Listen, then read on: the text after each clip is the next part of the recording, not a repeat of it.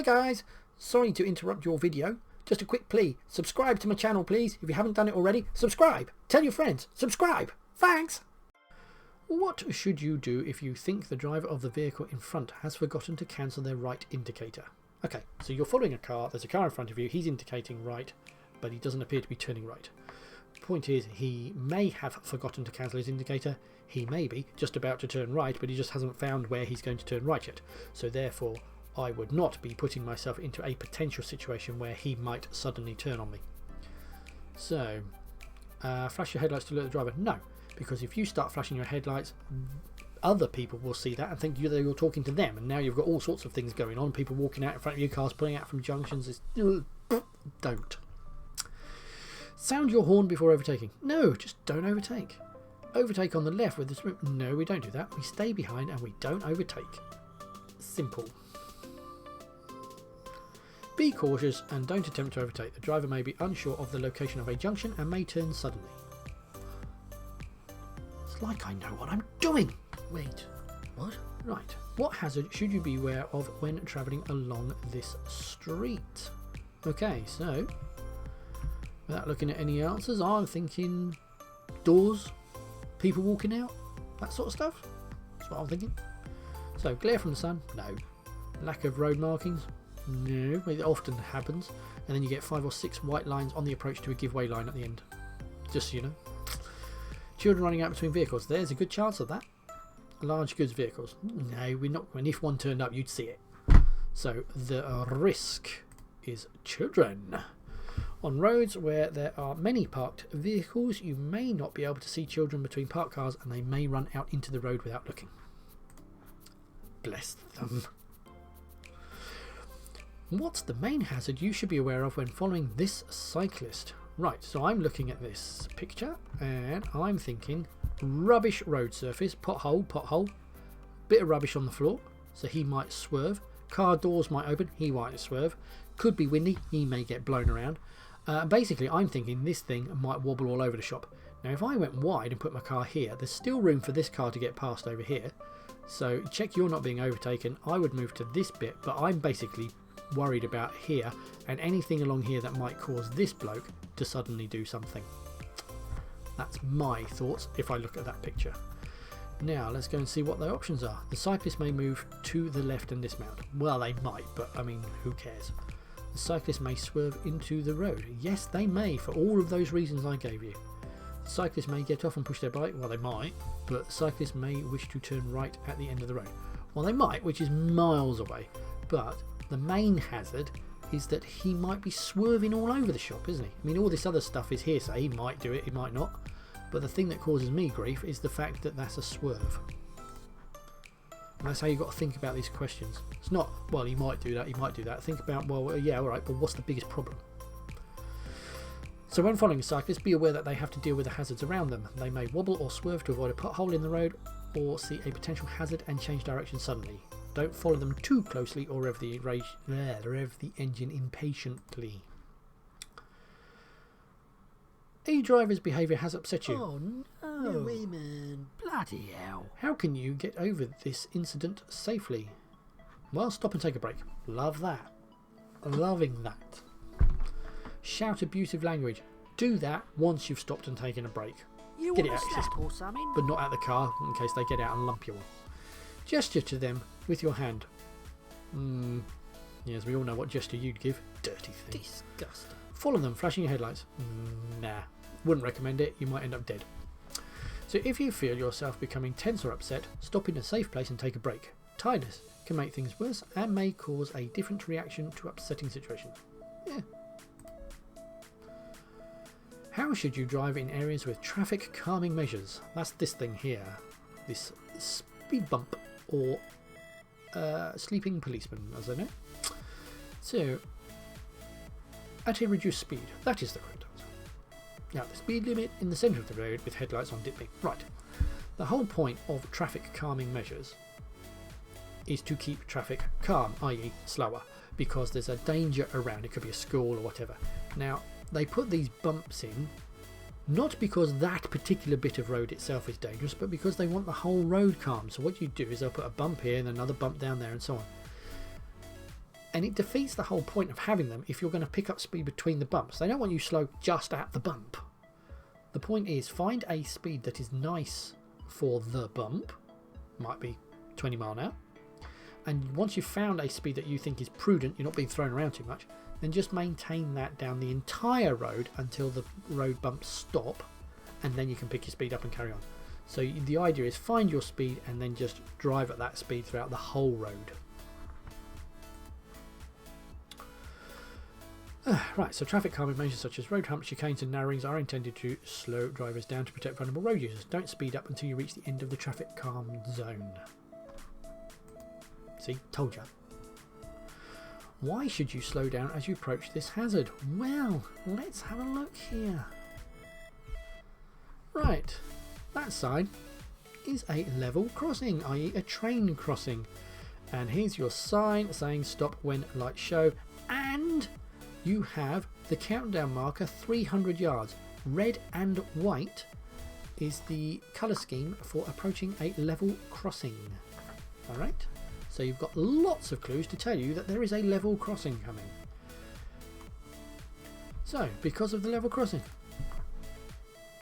loving that. Because it's hard to see to the right. No, because of the approaching traffic. What traffic? Because of the animal crossing. What animals? They must think you were born yesterday. So there's lots of clues there. Did you know about the red and white stripes? Why are place names painted on the road surface? So what they're saying is you come up to a roundabout and it says, oh, this lane says Reading, this place is London, for argument's sake, right? To help select the correct lane in good time. That's why. Well, you don't want to find out at the last minute, do you, that you need to be 2 lanes over? Because then you're going to have to squash yourself across traffic. What you want to do is drive along, read the road marker, say, oh, I need the right hand lane, oh, I need the next right hand lane, as it breaks down and becomes more and more complicated. So place names on the road surface are to help you select the correct lane in a good time. So names of towns and cities may be painted on the road at busy junctions and complex road systems. They guide you into the correct lane in good time, allowing traffic to flow more freely. Fabulous. Some two-way roads are divided into 3 lanes. Why are they particularly dangerous? Right. If you think of 3 lanes like a motorway, but you just got 3 lanes, but it's a two-way road, so you've got some traffic going that way and some, so you maybe got 1 traffic going that way and 2 coming this way. They do allow you sometimes, if you're in this lane, to go into the middle lane to do an overtake, but of course that now means you've got a lane in the middle where traffic travelling in both directions can use it. Go and read my document on overtaking, it explains it all. So obviously that's really dodgy, isn't it?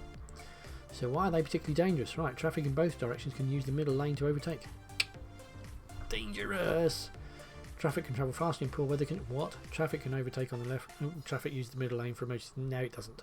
You can both overtake. Make sure you get a good view before you do it.